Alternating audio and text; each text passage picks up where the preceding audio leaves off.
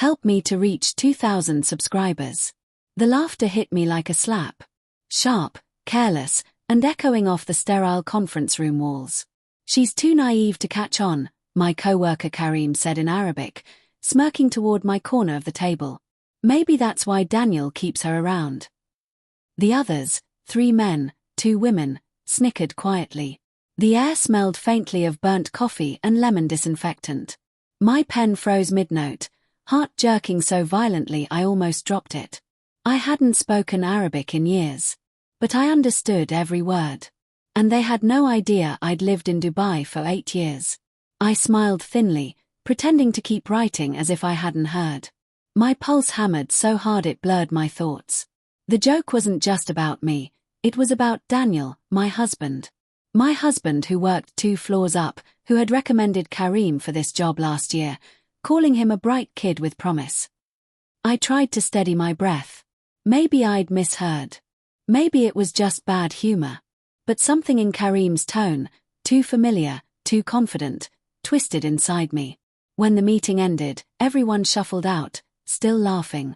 Karim brushed past me, muttering another comment in Arabic, something about keeping secrets at home. That was the moment the world tilted. At home, the evening light washed the kitchen in gold. Daniel stood by the stove, sleeves rolled up, humming to some jazz playlist. He looked up, smiled. "You're home early." I wanted to ask him immediately, about Karim, about the comment, but I hesitated. His eyes were so kind, so unguarded. The man I'd trusted for 12 years. Instead, I asked, "How's work?" He shrugged, flipping a pan of mushrooms. "Busy.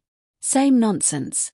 You know how Karim is, talks too much, works too little." He chuckled, not meeting my eyes. "You've met him, right?" I nodded. "Today. In the meeting." "Oh yeah." He poured wine into 2 glasses, the red catching the sunlight. "Hope he behaved himself." I took the glass. He made a joke. In Arabic. The motion of his hand froze mid-air.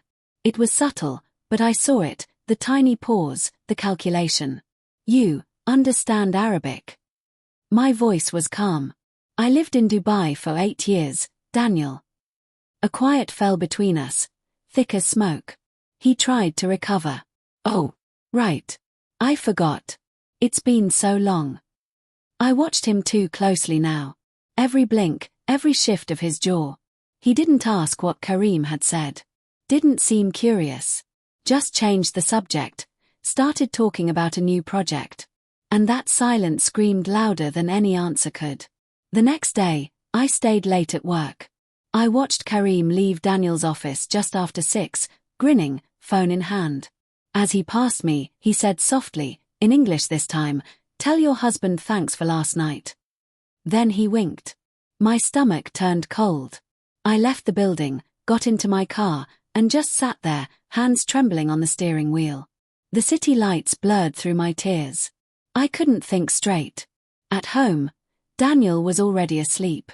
I stood in the doorway, watching his chest rise and fall. Part of me wanted to shake him awake, scream, demand the truth. But another part, the colder, more frightened part, knew I needed proof. So I waited. Over the next week, I became someone else. Calm, efficient, almost robotic. I smiled when spoken to. I laughed when expected.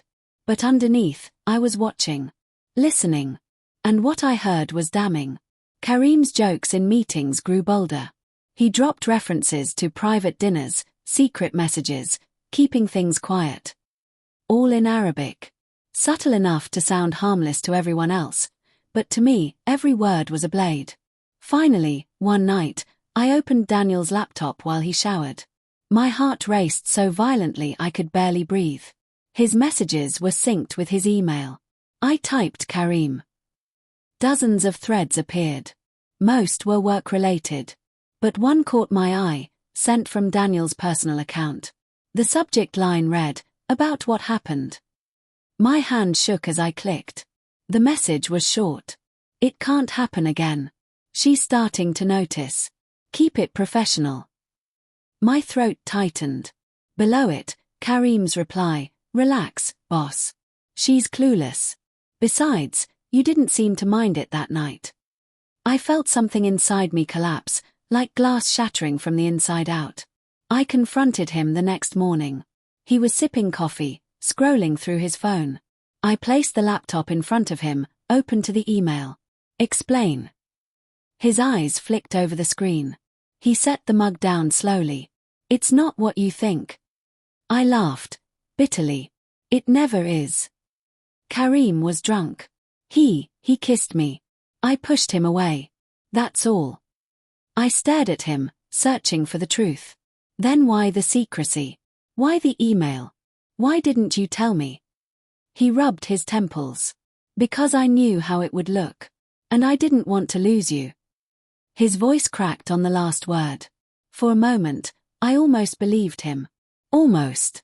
But then I remembered Karim's grin. His confidence. The way Daniel's hand had trembled when I mentioned Arabic. "You didn't push him away," I whispered. "You let it happen." Daniel stood, tears forming. "I made a mistake, Maya. I swear, it meant nothing." "Nothing." My voice broke. "You humiliated me in front of my team. You lied. You let him make jokes about me, about us, in a language you thought I couldn't understand." He reached for me, but I stepped back. "Don't touch me." For the first time, he looked terrified. Not of losing his job. Of losing me. The next day, I resigned. I sent HR everything, screenshots, emails, meeting recordings. Karim was suspended by noon.